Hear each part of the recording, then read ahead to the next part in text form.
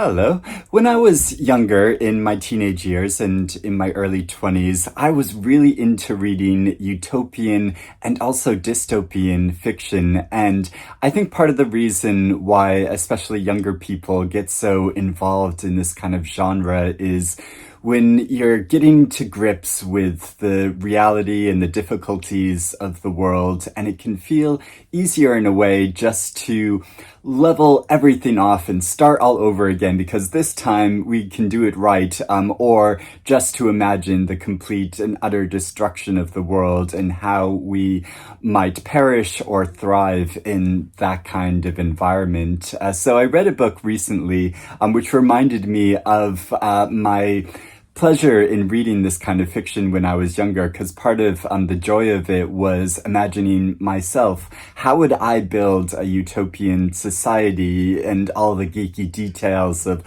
what sort of structures would I make? How would I, allocate resources and all of that kind of thing. But this novel also gives an interesting take on our present, but also about desire and hunger, because a lot of it is about food. So this novel is Land of Milk and Honey by Pam Zhang, and it does have all the hallmarks of a dystopian novel because it describes a period of environmental collapse, which leads to the decimation of a lot of crops and widespread hunger and political turmoil. But also it's kind of a utopian novel because it describes a dubious attempt to create this perfect community by selecting only certain humans and animals to reside there. Jane's potent descriptions successfully evoke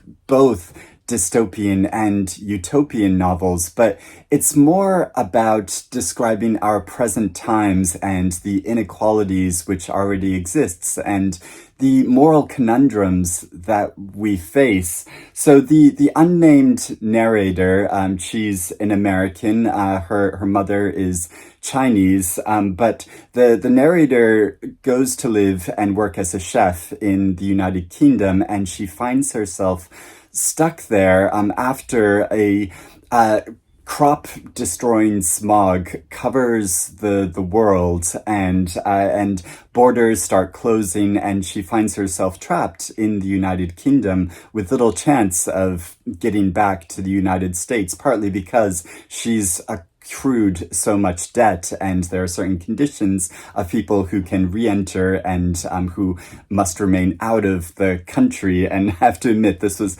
a slight trigger for me, during the time of the recent pandemic. I'm an American who's lived in the United Kingdom for a long time, and for a period I knew during the pandemic I couldn't go back to the United States even if I wanted to. So the narrator is describing this period in her life. It's told retrospectively, so this happened in the past and that she did in fact survive through this period. But she works as a chef, and of course there are dwindling ingredients because of the resources are running out in the world. But she finds an opportunity to move to a community and a country that has been newly formed on top of a mountain on the Italian border, to work as a chef there. This newly formed country is just for the elite, because at this altitude they have rare access to the sun, so are still able to cultivate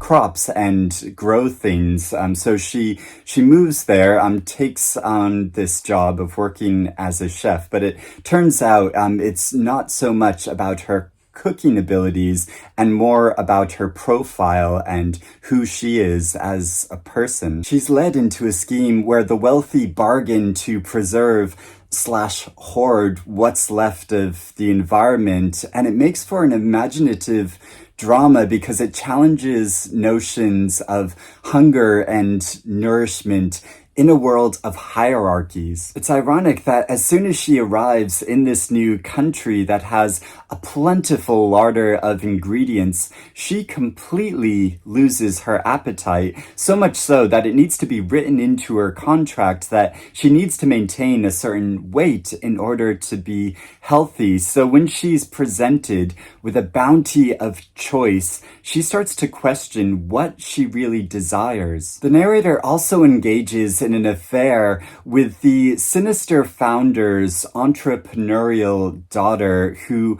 has a voracious appetite. So it initially appears like this underdog narrator has really lucked out and landed somewhere that can sustain all of her needs, including keeping her willful cat. But this comes with a lot of compromises, and she ominously states at one point that it has always been easy to disappear as an Asian woman. Her experiences raise issues regarding how much we're willing to minimize ourselves and kowtow to power in order to survive, even though what might really sustain us may be something very different from that. And I feel like this is something that we have to negotiate ourselves in our everyday lives and trying to live and survive in the world. I liked how Zhang has an evocative way of giving a sinister tone to her descriptions of what should be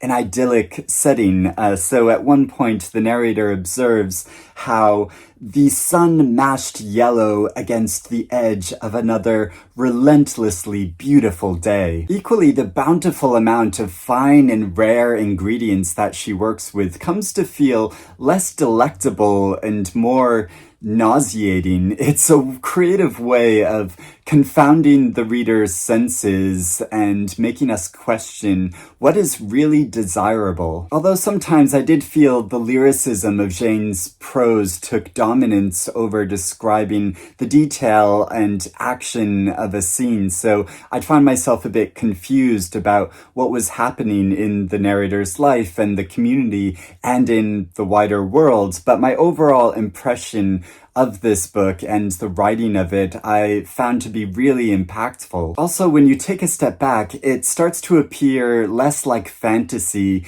and more like reality. The wealthy relish dining on rare ingredients and indulge in consuming the last of a certain breed. And on the other side, the less fortunate consume tasteless, mass-produced staples. And the narrator says that real food is whatever cooks are proud to make. So rather than describing a world that's been completely destroyed or a world that's been newly formed, this comes to feel much more like a personal journey and an exploration about how to maintain your dignity in a world of brash inequalities. And I enjoyed following this narrator's dramatic journey, and I especially enjoyed at the end of the book, in the acknowledgements, reading this mixture of thanksgiving where the author was inspired by certain